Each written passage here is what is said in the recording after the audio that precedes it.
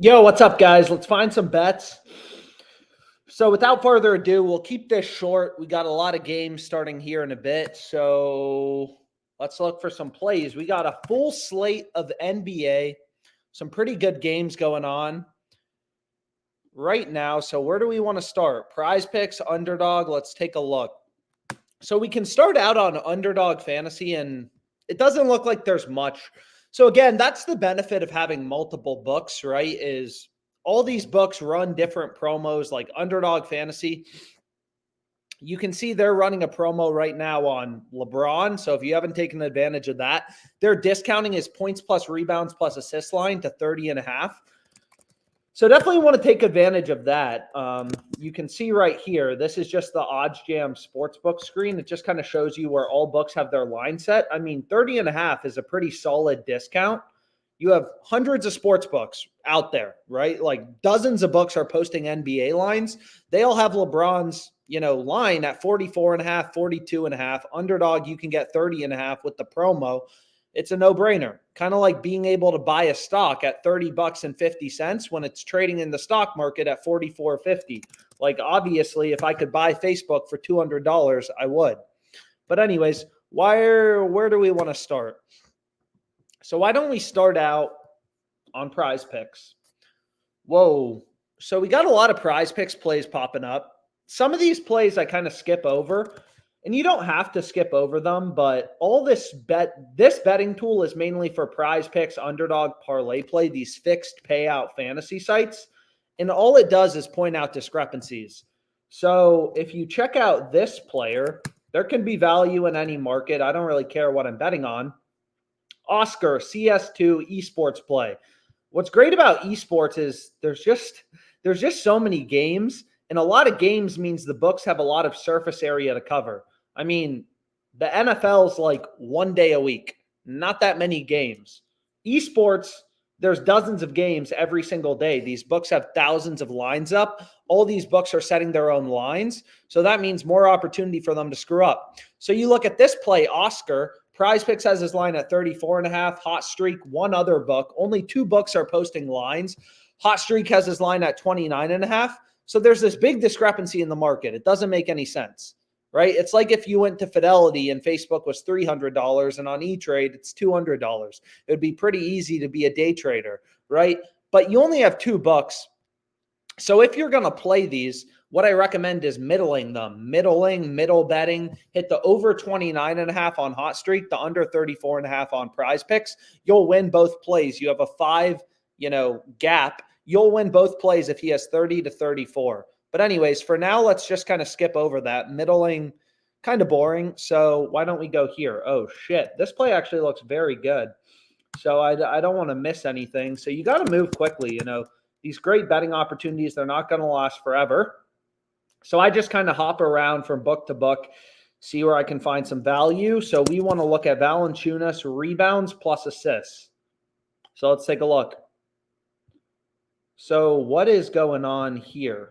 Damn, there are a lot of bets. Whoa. So, whoa. So let's go here and let's take a look. So the first play that OddsJam is recommending is Valanciunas under 10.5 rebounds. So what is going on here? And again, like a lot of people like to look at historical stats, right? So let's pull this up quickly. I don't think this, and you can see these assholes already bumped it down to 10. It was 10.5. Honestly, 10 still seems a little bit decent, but it just doesn't feel that great because they had the line at 10.5. They already bumped it down to 10. But if you look at all these other books, they have his line at 9.5. PrizePicks was at 10.5. They bumped it down, which kind of sucks, but whatever. We don't have much time left, so let's just kind of move on. But anyways, a lot of people like to look at historical stats, but that's kind of stupid. Every game is different. Everything is baked into the market, right? All these injuries, stuff like that. So one Twitter account I recommend following is Underdog NBA. They kind of post all these questionable players, who's starting, who's not starting, who's sitting out, Devin Booker, Bradley Beal, do they ever plan on playing? right? Like all that stuff moves around lines. When Anthony Davis is out, LeBron's going to take more of the load. His PRA line has to move. So whenever there's injuries or news, just like a stock will move after its earnings report, they made a lot of money, they did really well, the stock price goes up to reflect the new information in the market.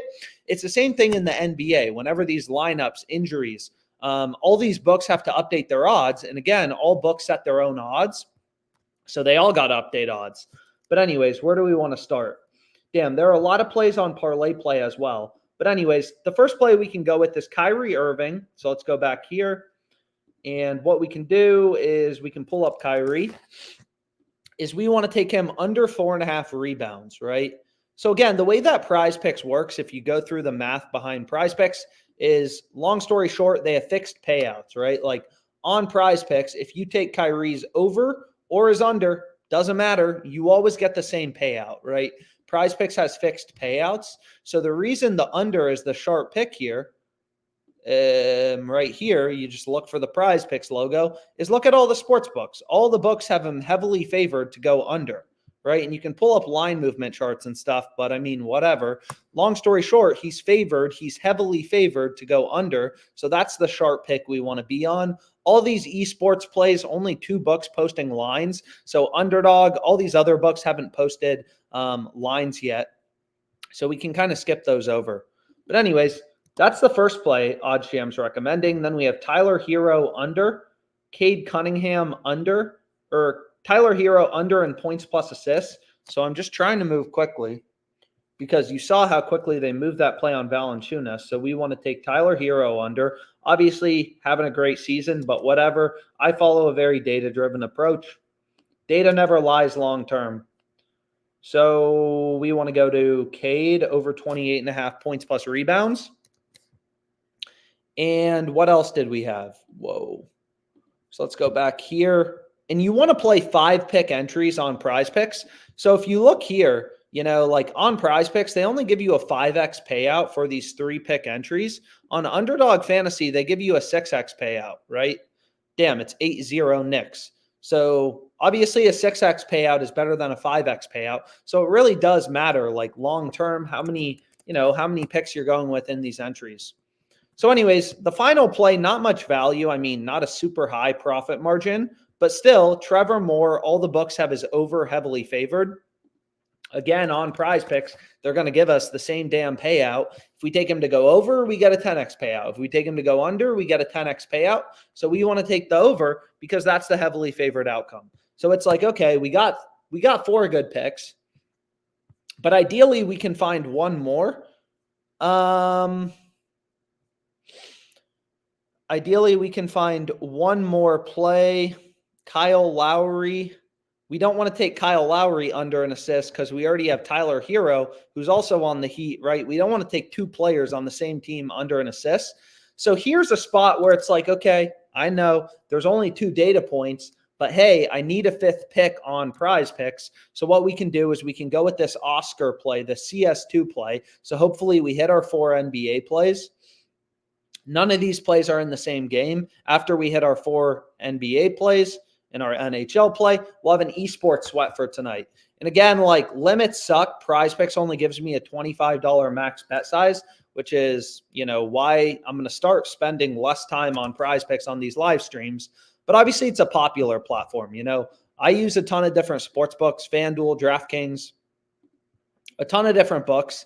But long story short, depending on where you're located, you may use different sports books. I don't know, what books are legal in your state. There's 200 books on OddsJam. But what's really weird about the US and all these places is like every book, is only legal in certain states. So I try at least to focus on the sports books that are legal in the most states.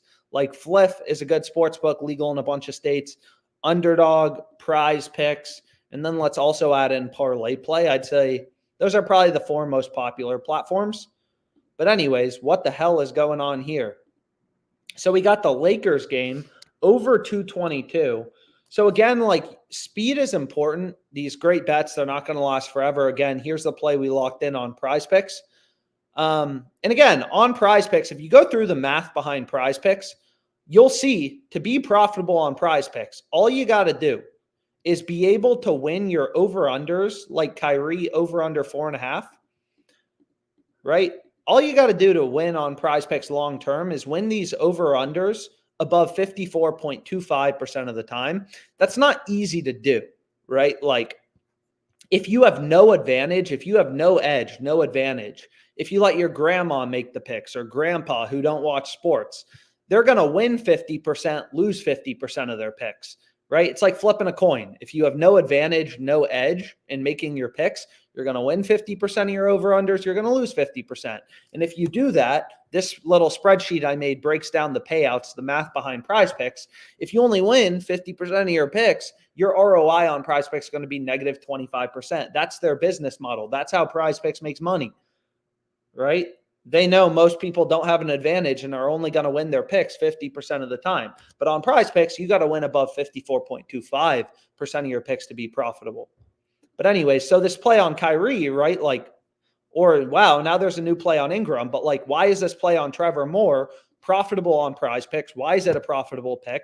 Well, because it's winning above 54.25% of the time. Why is it winning above 54.25% of the time? Look at all the market data points, all the books posting odds. All these books have sophisticated models. They've invested millions of dollars in their ability to set and move lines based on where action's coming in, stuff like that. They all have him. Every single book. There's numerous books. They're all telling you the same thing. Trevor Moore is a pretty big favorite to go over. Bet Online, a very sharp sports book, they have his over all the way up at minus 167.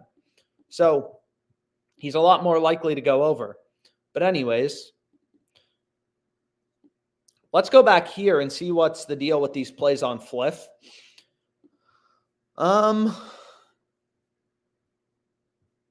Looks like, so like, you know, when lineups are coming out, a lot of times that's when you see the best bets show up.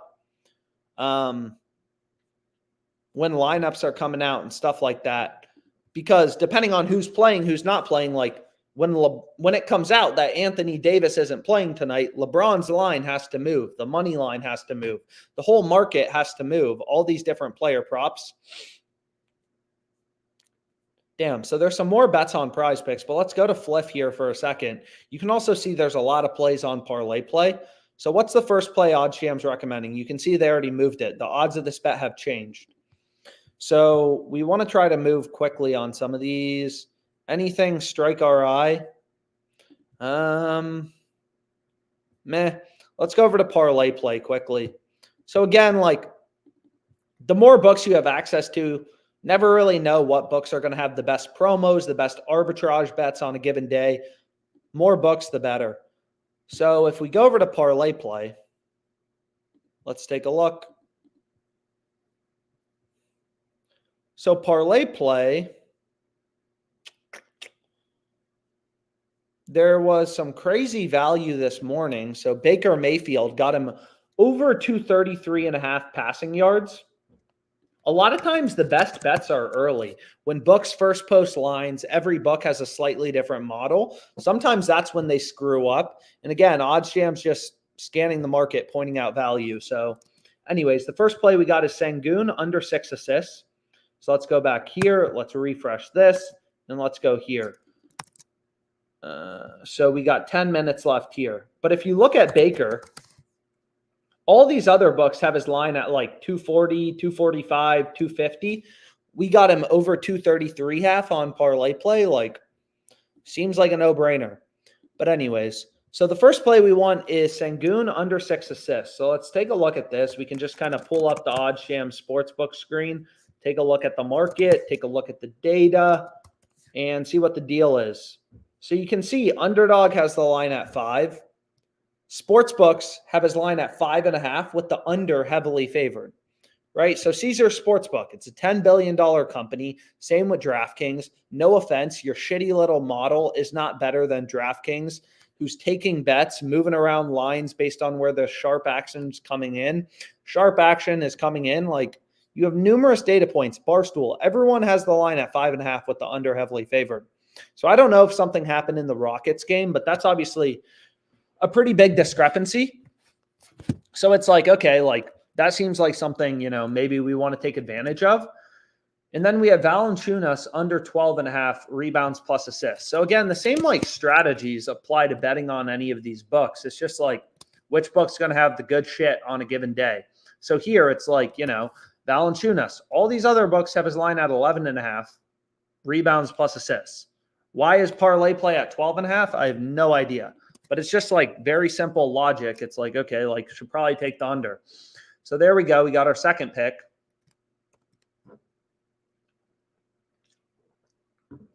And what else do you have for us? So we can kind of refresh this and let's just kind of take a look. So you can see there's a shit ton of value on ParlayPlay. It's definitely one of the, in my opinion, one of the best books out there to have right now. So we have Luka under 3.5 made threes. So if we go here, right, like it's the same thing, right? You may be thinking like, oh, why don't I just place this bet on PrizePicks? This line isn't available on PrizePicks. All these books have different lines. So like Luka, it's the same strategy. All the books, right? Just following the data. All the books have Luka heavily favored to go under 3.5. We also have Kobe White assists in the Bulls game. Damn, there's a lot of NBA today. So we have 4 unders to start out this slip. So again, it's like very same strategy. It's like, okay, like ParlayPlay, they're going to give us the same damn payout. If we take them over or under, we still get a 10x payout. So why do we want to take the under? Let's pull up the books. Let's pull up the data, right? Is every single book has his under heavily favored. So it's like, okay, like seems like a pretty good pick to go with. We have Grant under 30.5 PRAs. So are any of these picks in the same game? That's the only thing you want to be careful of is if you're including picks in the same game, you just want to make sure nothing negatively correlated. Damn, there's just a lot of games today in general, but we got some good picks. Aaron Jones under 56.5 rushing yards. All the books have him at 51.5. So it's like, okay, let's just kind of pull up the data as always, just kind of take a look at the market. And hopefully we go 5 for 5 on our NBA plays, and then we have an NFL sweat. So the optimal slip type is these 6-pick entries. They actually recently lowered their payouts for their non-insured entries. This used to be 40x. They lowered it to 30x. So the optimal slip type is 6-pick insured entries. So here's kind of your payouts. It's actually the exact same payout as a PrizePicks 6 flex if you use PrizePicks. And that's what we're going to go with. So you look at Aaron Jones, it's like we're creating our own discounts, creating our own Taco Tuesday, however you want to think about it. It's like all these books have his line at 51.5. ParlayPlay's got his line at 56.5. No brainer, take the under. So we got a pretty good play down. We got it off in time before the game start. I hit this arbitrage bet earlier. So arbitrage is a great strategy. If you don't do it, you should.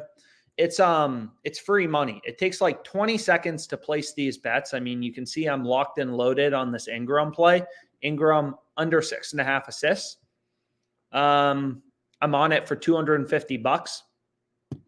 So, and the reason I'm on it for $250 is that's the max bet size actually available on Flip. They only have a max bet size of $250. So whatever you want to bet, you'll see most of my bets are for $250. That's just the max bet size they have.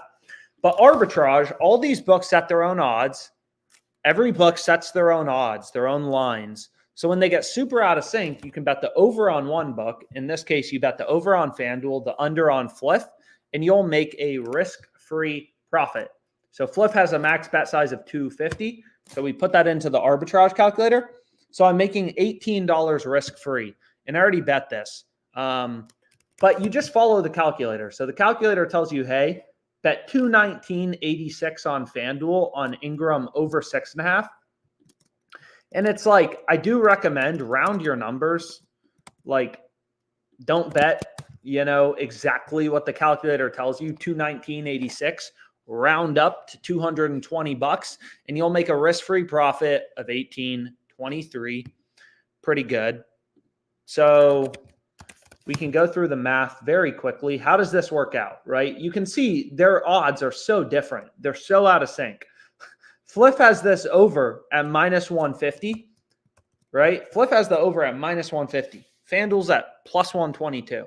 So we'll go back to some PrizePicks plays in a second, but like to just kind of very briefly go through the math.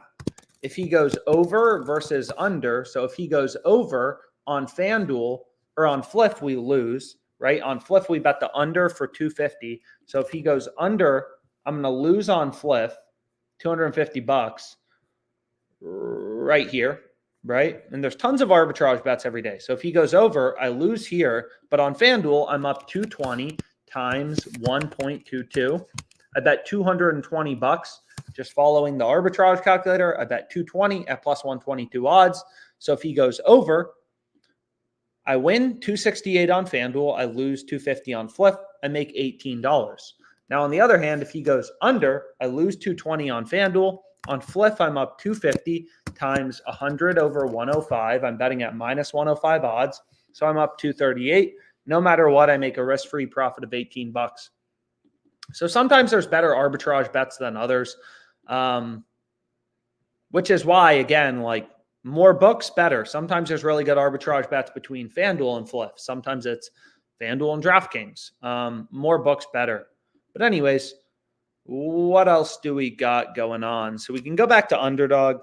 Nothing. Board is pretty dry. Sleeper had some promos today. So how are we looking on? Damn, what is going on PrizePicks? So I don't know if there's some injury news. What's up with these lines? But if you look at PrizePicks, it's like Jabari Smith. What is going on with his rebound line? So if we go here to player rebounds, we don't want the WNBA. We want the NBA. So Jabari Smith, it looks like all the books have his line at, 7.5 rebounds. PrizePicks is chilling at 7. So it's like, okay, like what's going on there? So we can go here. And again, we want to try to move quickly because they will bump this shit right in front of your eyes. So we have a play now on Jabari Smith. I don't know if there was any lineup changes, but this is how you get an edge, right? This is a pick. Again, on PrizePicks, you got to win 54.25% of your picks to be profitable. All the books have his line higher at 7.5 with the over favored, right? Like with the over favored as well. Most of these books have the over favored. So it's like, yeah, I mean, like that seems like a pretty good bet to go with. Caesars has his over as a minus 129 favorite, over 7.5. And we're getting over 7, which is a no-brainer. So it's like, okay, like that play seems pretty good to go with. But what else do we like? So a lot of picks for Lakers, Rockets. But again, like we aren't going to be able to include his other plays. We don't really want to include plays in the same game. So what we want to do is we want to go to Sharp, under 26.5 points plus rebounds. Obviously having an incredible season, but hey, following the data. So we have this play on Cade Cunningham again. I mean, sometimes I'll include a play in the same slip a few times. Why not? So here we go. We got a lot of games starting here in a second, but we're getting one last PrizePicks play down. So then we got Grant Williams over 4.5. And we can take that. Beauty. So none of these picks in the same game, so we're good to go there. And then we have that play on Trevor Moore, right? So then we have some random NHL picks. So this play will settle tonight. And again, like every pick, winning above 54.25% of the time, PrizePicks is going to be an asshole and say, yep, you only get a $25 max bet size. And it's kind of stupid, but you can like switch out picks and then bet it again. So here's what we'll go with. Seems solid. None of these picks in the same game. Good to go. So it's like, okay, like that seems solid. What else is available? Any plays on Fliff? So I gave out some plays on Fliff earlier, some parlays, whatever. But anyways, let's see what we got going on.